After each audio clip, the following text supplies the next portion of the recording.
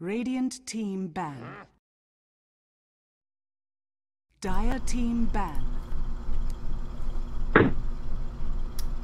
Alright folks, welcome back to the Chicago Dota 2 Open, the grand finals of this two-day LAN event. We're coming to basically the end of it, and TMCP, the defending champions from the Jude event, are now up 1-0, so they haven't dropped a game, obviously, since we've been running best of ones up until this point, best of 3 grand finals. VeXx Gaming is going to have to pull out something really, really special, I feel, if they're going to try to beat TMCP. I'm VeXx. Co-casting with me for this possibly last, or maybe we could have as many as 3 remaining games, is Gods of Beyond the Summit. How you doing, man? I'm doing great, Vic. How are you? How's your few days of casting been? Really good, except I'm like super duper rusty because I haven't casted in God knows how long. Because we had TI3, and then there's obviously the post TI3 lull. And yeah. Yes. Well, it's cool. We've had tournaments like this pop up, as well as there's a tournament going on in San Francisco, all these kind of amateur events, but you get some cool games, some fun teams, and looking forward to what these two teams have in show. Oh yeah, I absolutely agree. I think it's really nice to be able to fill the void with stuff like this, and I know there's the Brazilian tournament going on as well. I really wanted to watch that, but I just haven't found the time to do it yet, but I'm pretty excited about that too. I always love those new scenes. How's your, have you started on your costume yet for the Enchantress cosplay? I've been mentally preparing for it. I've been mostly practicing on my Enchantress role-playing, but the costume will come later. Right, the role-playing is important. So you've been practicing it? Oh, yeah. No sneak preview? No. That's right now it's all secret training, but the big thing is I'm going to probably have to convince some female friends to actually design the costume for me. Right, but yeah. I'm excited. Yeah, that's honestly, it could be really cool. The only thing I'm sad about is that they didn't make you cosplay as Treant Protector. I would not have been pleased. I feel that would have been far more of a poetic situation. Hey, Treant Protector did nothing at TI3. That guy was irrelevant at TI3. Yeah, he did some work in the prelims, but I guess not at the actual main event. But yeah, all right. So let's jump into the draft here. CM Gyro. This is actually a really early Crystal Maiden. What's your take on this hero, Gods? I feel like she's become more and more of a factor recently. It's nice. I think the change to the Brilliance Aura means just getting that one early point helps CM basically be completely sustainable as far as mana goes.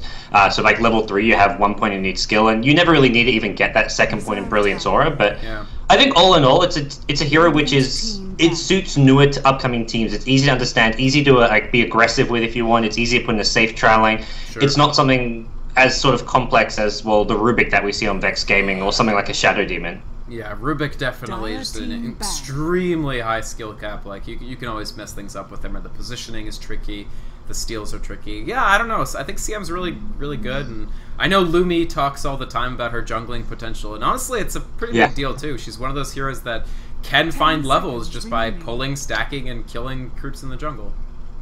Yeah, it's nice, and I think it's something which you look at the high level games. The way it's played is going to be completely different to this. You have your Bane supports, but CM can just pack a lot more damage early on than something like a Bane. And Bane's great against the lifestealer here that we see picked up by VeXx, but they do have room for another support. And it was VeXx who lost game 1, just to confirm. Right. Yeah. They went for a level 1. They went for the Alliance style 5 TPs to mid Roche, but they didn't have quite enough damage to do it, so they got wiped. It was rough. Ooh. Well.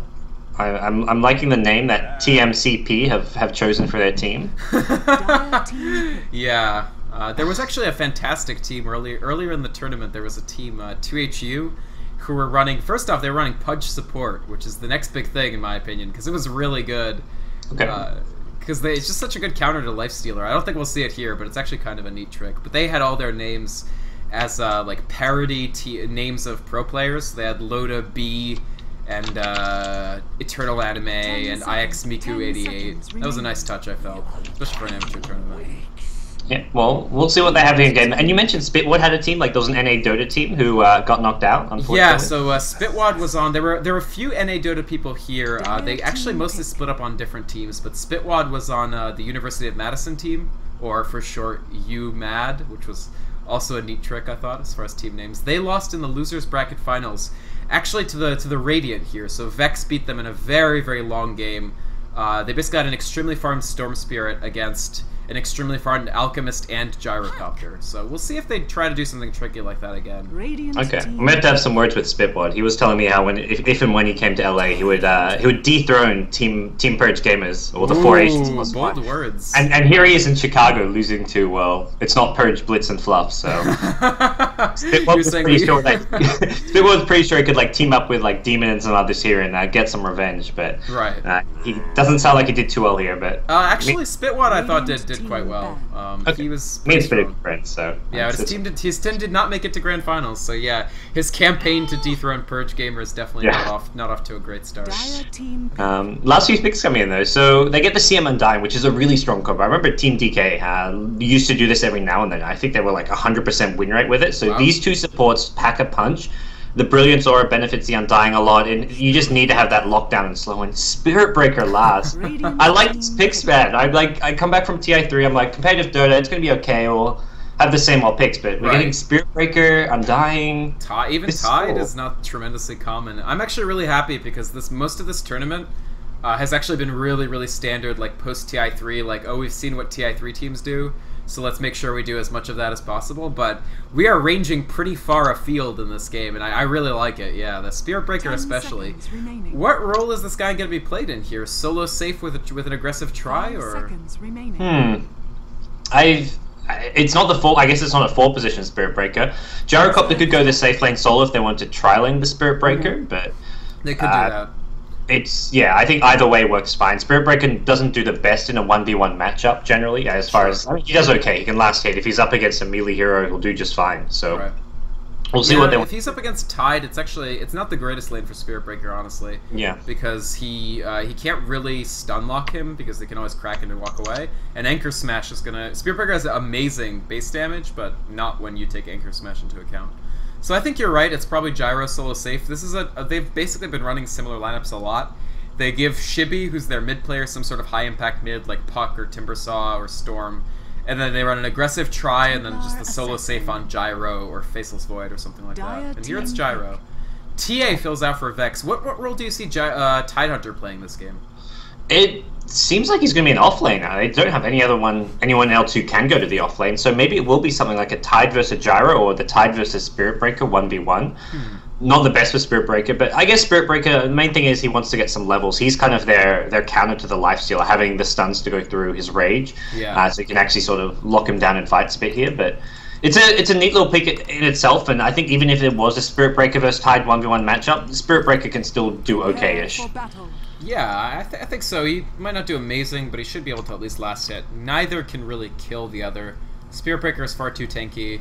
Tide, honestly, is far too tanky. So yeah, I expect that to probably be a trade, and it definitely is their idea for a Lifestealer. I agree with you. I mean, we've seen that Kaipi play that a ton. Like, they really like having a Spirit Breaker whenever they see Lifestealer on the opposing team, and I'm encouraged seeing all of these different Lifestealer counters because I hope one of them sticks and people stop playing Lifestealer because I'm so sick and tired of this hero. Yeah, I'm not convinced about the Bane as a counter. I mean, it's obviously grip goes through rage, great, but I think in general, it's not necessarily like going to be an all-in-all counter. Yeah. But it looks like offensive trialing with Spirit Breaker, or possibly even safe lane trialing, because Undying's just doing some warding for this. So we're going to see an off-lane Spirit Breaker. Could be. Undying pokes his head out and sees 5 heroes bottom and says, "Okay, you're not getting any wards, Spirit Breaker." Yeah, it's going to be really tough, and this was smart of VeXx to group up as 5 here, just make sure. This is not an easy lane for Spirit Breaker. Do you think they might actually stick with this 2-2-1? I don't know. I think Undying just wants to ward. I think he's just come down here to try and block the pull, get a little rune ward off in the jungle, and I think he's quickly realized he can't really do that. So he may hand off the wards, go top, or alternatively, maybe he is staying bottom. It's an unusual dual lane, but it's one that... Actually, I don't see how they kill Undying Spirit Breaker. Yeah. I don't think they can. If they go on him, Decay's just going to tear him apart. If you hit Decay on multiple heroes... And if you're going to run a 2v3 lane, Undying is the hero you want to do it. I mean, we've seen Undying Keeper of the Light at the professional level, back when people were playing Undying. And yeah, I honestly think they could make this work. So I guess we'll go ahead and introduce the teams. On the Radiant, VeXx They're down 1-0. They want to try to come back if they can, and we'll see what they can do in this grand final match. We've got 9006, their carry player, on the lifestealer this game. Euphorus, and actually, action already. They've lifted up Barber-Leo, Telekinesis plus the Impale. Impale gets thrown out on Hackle Shots this time. He's open wounds. Spirit Breaker taking quite a bit of damage. Nice body blocking, but he's so tanky. Euphorus actually in trouble. They use the charge, and they get the first blood. Dang. Look at Undying, 80 damage a hit. With all this decay, with all the strength he's stolen, he just hits so hard. And this is where you can't go on them. They make the, if you're going to go on them, you go on the Spirit Breaker. You can't kill the Undying, but they can't even kill the Spirit Breaker with a Style Shield. Now he has boots. That was a costly first blood, definitely. And in a 3 versus 2 lane, but it's just these extremely beefy strength heroes. And I think he got 2 sets of, he had 1 decay on 2 and then 1 decay on 3. And that was just enough for the Undying to be monstrously powerful there. So a good start for TMCP. I think I was introducing players when that happened. So Masterman on the Rubik, 906 on the Lifestealer, Euphorus on the Nyx Assassin support, then Lights in the middle. He's actually rotated. He was playing off lane or solo safe. Now we see him in the middle on this Templar Assassin, and Care Bear Dragon on the Tidehunter solo against Gyro. Cool. Well, we'll see how top lane Jarkov is actually maybe going in on the Tidehunter. He's dropped a homing missile. No, he's not going to follow it up, but. Have we introduced the Dire team as well? No, why don't you go ahead? Completely lost. We've got Hackle Shots playing the Spirit Breaker at the bottom lane. The beastly Spirit Breaker, he's already got himself a first blood. We've got Barbara Leo playing the Undying, who's also at the bottom lane. We've got the Puck in mid lane being played by Shibi. Crystal Maiden jungling, it's the Luminous style jungle Crystal Maiden being played by MQV, and then it's Gyrocopter being played by For My Queen. In the semi 1v1 against Tide, the beauty of the jungle CM is you can just come in and get a kill with relative ease on a Tidehunter who thinks he's got a 1v1 matchup. Absolutely. And I think Care Bear Dragon is playing to this. Like, he did choose to... He hasn't skilled Gush at all. He knows that he really doesn't have a shot at a kill here. So it doesn't make any sense. Oh, actually, a big fight in the bottom. Tombstone already putting down many, many stacks. Barber-Leo and Hackle Shots are very low. But there are so many zombies. Euphorus is extremely slow. The zombies have the Deathlust. An amazing Impale may still save him. And Undying and Spirit Breaker forced to peel off, even with Nyx Assassin very low. That was an absolutely excellent Impale and critical for them to survive. And the Tombstone expired just as like the Impale came out of, because that Impale won't hit those zombies. Those zombies would have finished him off, but luckily it expired. And that looks like a decent win for VeXx at the bottom lane. Although their 2 supports do have to go home, they forced out the Undying. The Spirit Breaker alone, fairly low on HP. He's gonna be somewhat limited. I love this Orb of Venom pickup though. It's all about just dominating the early game laning stage, and this is looking to dominate a 2v3 lane. I don't know how he does it, but Hackle Shots, he's one man. I mean, you're playing a Space Cow, you've got to be manly, so he's doing exactly. I actually, in their winners bracket final this morning, he pulled off something even more manly. Not on Spirit Breaker, but he was on his Windrunner, which is his favorite hero, hence the name. And he actually won a 1v3 lane. He got a triple kill on Spectre, Lina, and Sand King. And I was just, my mouth was pretty agape. I was like, that's pretty legitimate if you can pull off a 1v3 win like that. Wow, it's a pretty impressive play to be able to do here. We are seeing Tide actually get nice and aggressive at top. CM's taking a bit of damage just from jungling, it looks like, and a level 4 Tide's going to get hard to kill here, even with a Gyrocopter who's got level 3 Rocket Barrage because of that Kraken Shell. Right. Yeah, I mean, they really can't lock him down completely. He can always at least walk some distance just by shucking off all those debuffs with the Kraken if he gets low. MQV did salve up. I actually think this is smart. Don't wait until you're very low, because Tide will just one-shot you with Gush Anchor Smash if he has to. So just heal yourself back up, get to full, try to find some decent positioning, and it's okay for CM to be a little under level, because so is the tri-lane. He's actually a level ahead of where Rubik and Nyx Assassin are. What do you see as the way forward for VeXx to try to get these supports back into it? Is it just they need to take more time splitting and jungling, or...? I think they just need to do lots of pulls at this bottom lane. They should be looking to deny Spirit Breaker Undying, as much experience as possible.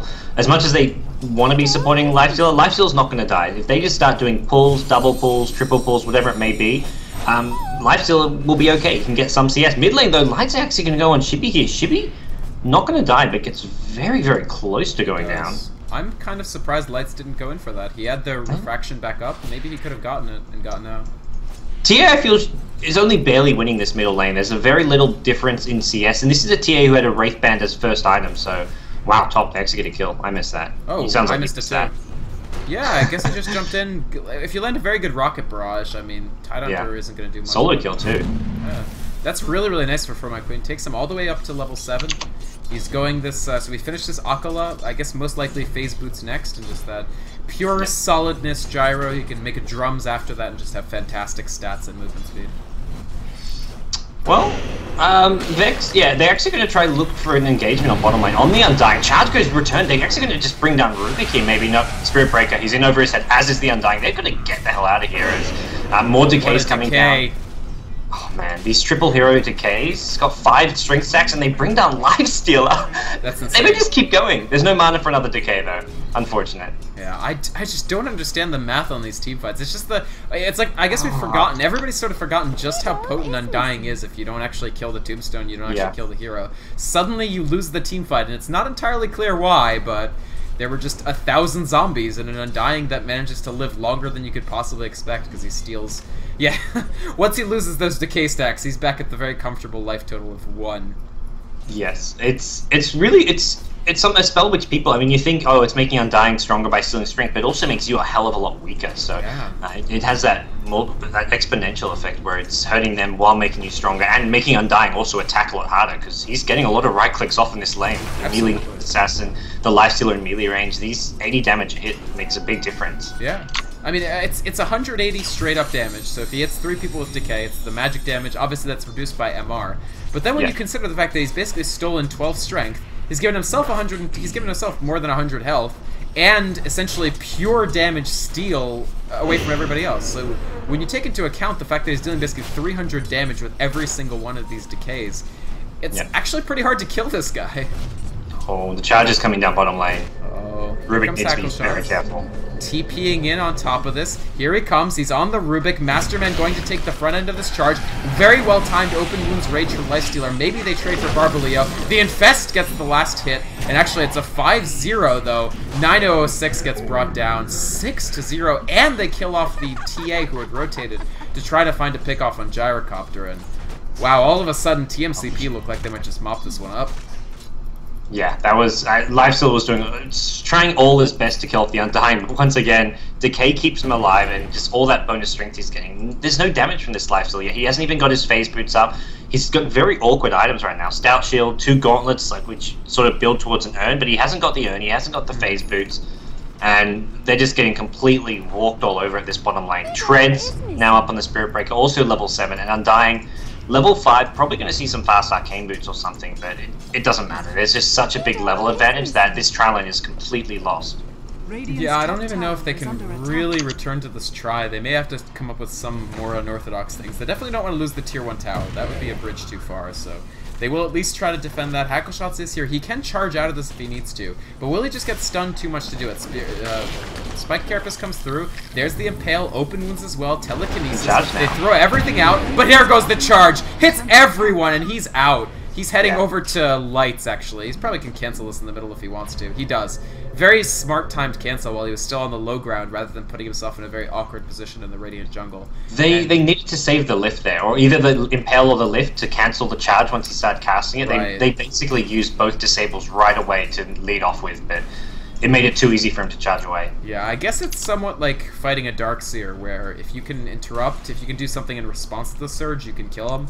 But if you can't, then you don't. And in that case, yeah, I think you're completely right. What's your take on this? So this is the second time in this tournament I'm seeing Phase Boots Puck. What's your take on this? I think it's nice. It's mostly just for the damage, I guess, as well as the little bit of early mobility. Right. It's not worth it, like, if you get them after, like, after you have your Blink Dagger or something, but if you get them right away, like, you can hit pretty hard, you can move around the map a lot faster, so I think it's not bad. It does do 95 damage. There's Dream Coil on TA. Very smart to just go into meld form immediately, but they have the Sentry. Here's Undying, and here's the Bullman. They're under the tower. Tombstone is dropped, and that is one extremely dead Templar Assassin. I think Phase Boots is actually one of my favorite items in the game. Like, now that I think about it. Gotta go. Whenever whenever I have a hero and I buy Phase Boots and lay replace them with Boots of Travel, I still am spamming my Phase Boots hotkey every like 5 seconds, even after I sell them, just because I love. Wait, so do you TP back to Fountain every time it's on cooldown by accident then? No. All right. I know. But it's more like I'll push the button because I only click it once. So I'll push the button. Okay. And I'm like, oh, why aren't I Phase? Well, what's this little selection tool? Phase Boots is an awesome item. Yeah.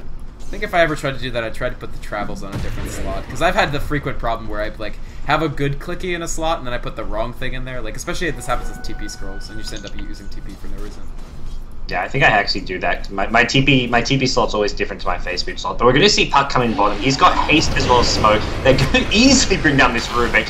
Not a chance for him. Lifesteal's actually infested. Rubik goes down to the Puck Dream Call, and here comes VeXx Assassin with the Carapace, but Tombstone is down. Not a chance fighting into an Undying. Undying brings down one. They take out Lifesteal. They're going to bring down Nyx Assassin as well, and TA now on the run. 11 kills to 0. TA, no refraction. Invis up. Sentry Ward down. Going to drop her actually a meld hit, but 4 for nothing at the bottom lane. Tide is just... Tide has Ravage, but he's on his way here, but it's too late. It's way too late, yeah. I just don't know how they come away from all of these fights without losing a single person and with just mopping everybody up. It's really quite something. And this is with an Undying who doesn't have Soul Rip, because I was about to say maybe the answer is Soul Rip, but it clearly isn't since he hasn't bothered to level it. I think Decay gives you more HP than just like Soul Ripping yourself. Oh yeah, but you can't heal anybody else with Decay. Yeah, absolutely. But the other heroes are just doing a great job of just sort of timing their initiations and just working together well as a team. VeXx now, I think they just want to get a kill on the board, which is they're going for a smoke. They're going to try to use the Tide Ravage, but they know they're in dire straits. By the way, TMCP, I think they are doing a BTS tribute for you gods, even though you're not Lumi, but you are a David. Check out Crystal Maiden's item loadout. I love this, and Gyro got a Midas too. I just saw the CM. Yeah, I did see the gyro, but the CM, this is the luminous guide to Hand of Midas, where he says that you have to get it on supports if you have extra money because of the levels. I love this, actually. This is a CM that's suddenly level 8 without participating in that many fights. There's call down defensively. Lights 906. Finally, they may get on the board. There's the Ravage. Secures the kill on Gyrocopter. Maybe they can mop up more. Freezing Field coming through does lead to a trade. And 906, he's going to have to run out if he can. Euphorus trying to cover his escape. But the puck is here. Shibby cleaning up. 2 kills already. Lights in a bit of trouble. Bullman coming in. Clears that out with the Spirit Breaker stuns. And almost a good fight, but in the end, 4 for 2. At least they killed the Midas Gyro. They killed both Midas carriers, and I think they can hold their heads high for that. That would be like the anti-BTS guy there. That's why you don't buy Midas. If your CM has a couple braces or some strength treads, your Gyrocopter has a drum set, maybe they live, to be honest. But the Midas is cute. Just they don't really help in fighting a Tide Ravage. And we're actually going to see Tide maybe... No, he's talking about Bridget. Actually, Undying's going to lose all his HP. Whoa, he just lost all that decay there, but he doesn't actually go down. And Puck, well... Turning it right around, Waning Rift, and once that Spirit Breaker comes in, that charge hits pretty hard. Tide in a lot of trouble. Anchor Smash on the Spirit Breaker. Spirit Breaker ults, he actually hits Master Man. That may have been an accident, but Shibby mops it up anyway. Rubik will fall. Hackle Shot's in a bit of trouble, but Puck makes it out intact. I think he probably, yeah, he has Blink in 1.3k. Hackle Shots, no big armlet toggles there, but it's really hard to time those, and we will see. The armlet. I saw him glowing purple, and I was like, oh, that's weird, but... Huh, Armlet, Spirit Breaker, not bad, actually, I guess. Yeah.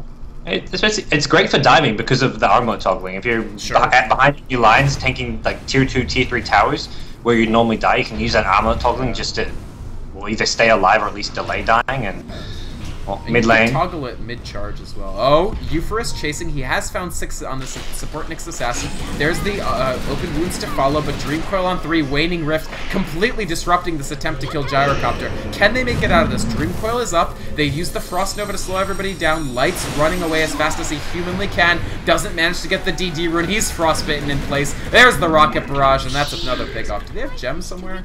No they don't. But 906, the next one to maybe get slowed by call down. First hit comes through. Rage has run out of time. Frostbite, excellent Impale response. Tidehunter trying to make something happen, but Puck is just killing them all. Hackle Shots lives with an armlet cooldown as the last member of VeXx falls. And this is TMCP taking a 23-3 advantage. I don't know at this point if VeXx can muster anything else.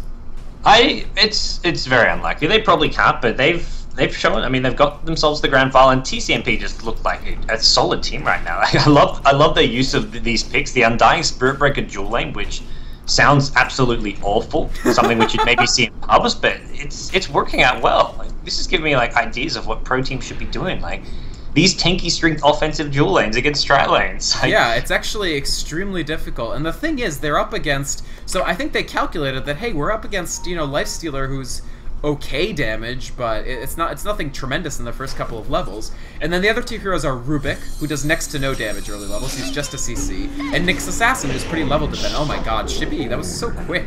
That Rubik just drops. That's the Phase Boots buck coming into play. He's making Fuels, it looks like, which is another good pickup.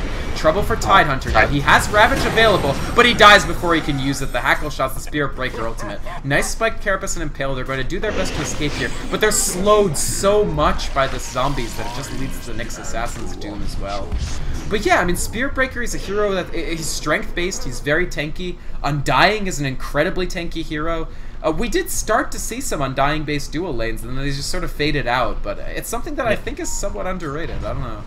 And the best part is, you look at the trial lane, the supports aren't very strong at level 1. I mean, they're good supports, Rubik and Nyx, but they don't have much damage upward. It's not like a Shadow Demon Lina or something, and we are going to see another engagement mid. This time Tide will get off the Ravage, but where's the follow-up damage? They just have absolutely nothing. They get torn apart one by one. Hackle Shot, 2 shots, a Rubik, and now it's only the TA left alive and kicking. Easily brought down. Nyx Assassin, where are you? Sitting at the tier 3, not wanting to help out. TMCP, this game is all but in the bag. Absolutely. And yeah, you have to say both the Undying pick and the executions from Barbaleo on a hero who's really not common at the competitive scene. He has pulled together, like, his decays were incredibly pinpoint. He timed his abilities very well, managed to fights without really the aid of Soul Rip at all. He's 6-0-17 on Undying. Like, it's not that uncommon for Puck to have like a breakout game, right? So like it's okay to see Puck being 10-0, but to see Undying being 6-0-17, I don't know, it's crazy to me.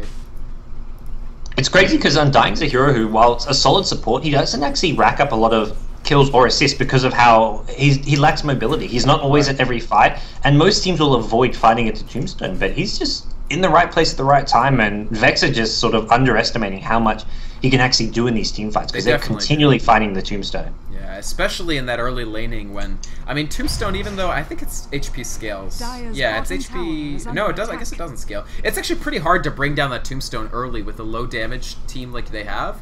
And so they knew, like, instinctively that you have the 3 versus 2 lane, you're supposed to be the aggressor. Oh my god, he just got 3-shot by Puck. That's not even fair. Like, they knew instinctively, like, we're supposed to be the aggressors here. We want to go on them and push them out of the lane. And then they would try it time and time again and just get completely stymied by the fact that just Undying would always land these big 3-person decays, and all of a sudden half your damage was just cancelled. Yeah, and we are going to see Jericho actually in game top. He's got a BKB, though, needs to pop it. Oh!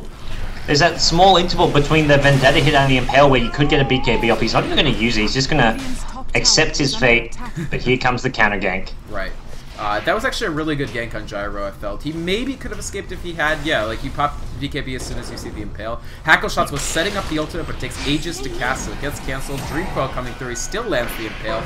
Chooses Tidehunter for it, smacking down on him, although Bullman, I mean, as tanky as he is, he can only live so long. The stolen, very, very nice from Masterman on the Rubik there. Actually leads to 3, or rather 2 falling for TMCP already. Another dies.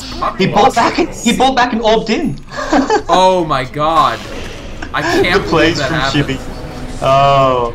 I'm thinking, like, TMCP are kind of throwing here. They just lost 3 or 4. Rampage comes from Shibby. He's going to go down a second time, though. No buyback this time. Buybacks all over the map from both teams, though. Tide very low. Should go down. The charge actually now onto the TA. Oh, Lice, he's just bought back for this, and he's just going to go down for a second time. Even the CM bites down on them hard now with the Boots of... Oh, CM bought back Boots have traveled in. I was wondering how CM came back. Yeah. They lost 4 heroes, and then suddenly they had, like, 3 heroes top again. I'm like, wait a second. How this does not add up. Is this, like... Do they have, like, 7 heroes on their side? Like, right. Boots of travel. I actually really like that about this team. Like, the fact that they know how to play aggressive, and they know how to turn a lead into a win. We sometimes see teams, like, have trouble. Like, they get ahead, but they don't know how to parlay that into, like, a victory. And I really think that TMCP throughout this tournament, they know exactly how to parlay, like, a 10k gold lead or so into, like, almost an immediate win. Yeah, they did just so solid there. I mean, you can see their actual mechanics and understanding the game is really, really good. I mean, plays like that with the puck is something most pro players don't do. It's one of those little gimmicky tricks which you can practice all day in pubs, but executing in a pro match like that looks good and actually, I mean, secured the puck multiple kills. Yeah, and I think he get the finished GG. off. He was at like a double, and he ended up with a rampage. I mean, yeah, I feel like that actually turned that fight. That could have not been the GG. I mean, it could have been a little bit of a stabilization point for VeXx. Oh, they were losing that fight. They overextended horribly, but the buybacks from both teams, but the puck brought back, got 3 or 4 kills, and the buybacks from the Radiant team didn't really do all that much. Right. All right. Well, thank you so much, Gods, for stepping in for just the last game here. Too bad we didn't get you for game 1, but that's okay. Do you want to do any sort of promotion? I know people know you probably fairly well, but I'm Gods. Those of you who don't know, I'm from Beyond the Summit. We'll hopefully be casting some stuff again in the next few weeks once tournaments kick up again. But you can follow me on Twitter, twitter.com/btsgods. And I'll let you know when we are going to be casting some more stuff. But thanks for having me on, Vikrant, and it's been fun. All right, thanks, Gods. Have a good one. And folks, you were just watching the Chicago Dota 2 Open. TMCP, they took the June tournament and as under a different name, but it was the same team. And they take the August tournament in extremely convincing fashion. This team definitely showing themselves off as Chicago's finest, we have to say. But props to all the other teams, honestly. VeXx, they went through a pretty hard bracket. They did extremely well up until they, ran into the Shibby wall. And even then, their losers bracket final was, honestly, I would say almost a masterpiece of comebacks. They really seemed like they were going to fall behind the Alchemist Gyro of UMAD, and they managed to pull it back. Excellent play from Lights in that game. Excellent play from pretty much the entire team. And VeXx did extremely well. They placed second. So did UMAD, the team that we watched quite a bit of. They had some fantastic games. Gave us some of the best and closest games of the tournament. They end up taking third. And so that's the money positions, but shout-outs to all 16 teams that participated. There was some fantastic Dota. I really felt that this August tournament was even a step up from what we had in June. People played really, really well. We had some really hyped games, and VODs will be posted. I'm going to clip out the VODs from my Twitch. They'll be on Twitch and YouTube. You are watching this on my channel, Vikromond. I have a Twitch, Twitter, YouTube, and a website. VYKROMOND. If you Google me, you will find me. Thanks again, folks, and thanks, of course, to the sponsors and people who ran this. Ignite Gaming Lounge is where this event was held. I'll be heading over there now to say hi to everybody. And the sponsors were Ignite, SteelSeries, Merlini Dota, and Dust Off. And, of course, shouts out to Merlini for coming in and doing his 1v1s today. Even if no one managed to conquer him this time, it was certainly entertaining. All right, thanks, folks. Stream is going to go offline pretty quickly because I'm actually heading out of the house, but maybe we'll play a song or two and then sign off. Thank you all. And good night.